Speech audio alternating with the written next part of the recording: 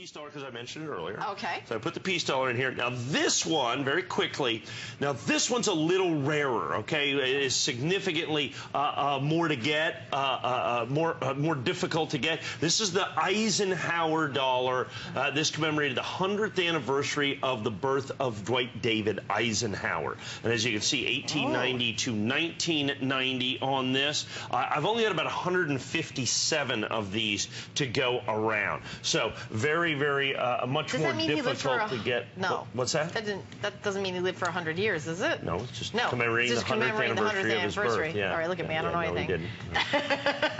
Look at me. Let's stop talking. Yeah, so there we go. And once again, an absolutely stunning proof dollar. Like I said, you know, we're going to go through these proof dollars pretty quickly here.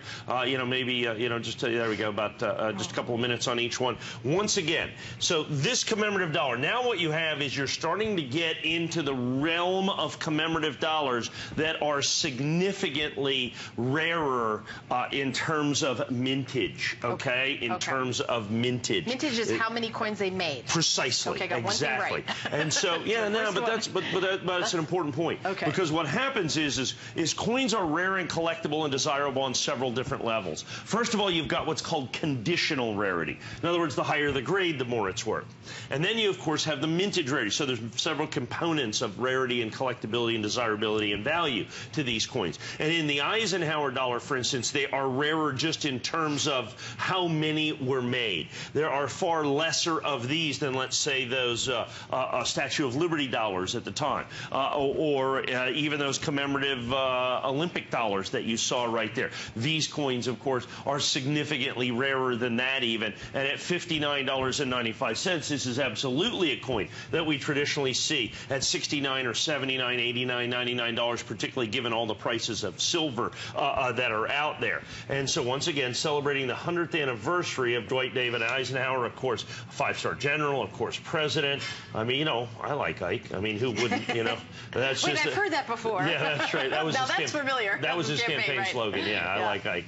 And there's the Eisenhower house right there that you're going to do. If you've watched a little bit of golf this weekend, you might have seen the Eisenhower cabin out there in Augusta. I did watch the Masters. Yeah, there you go. A young winner. Yeah, that's right. And so because of that, you know, and he was a famous golfer as well. I mean, famously, he was a famous golfer. He loved to play golf. That's right. He was famously a golfer. Yeah.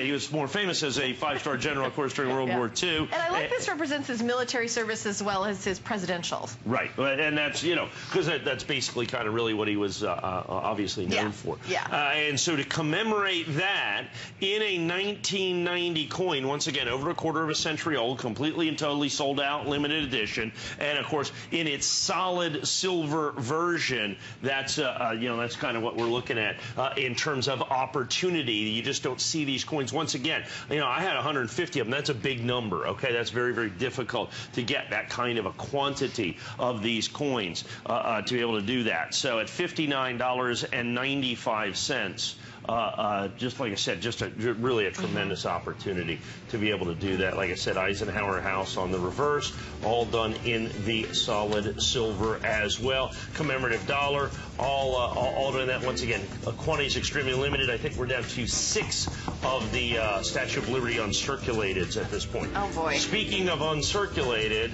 there is the Eisenhower dollar.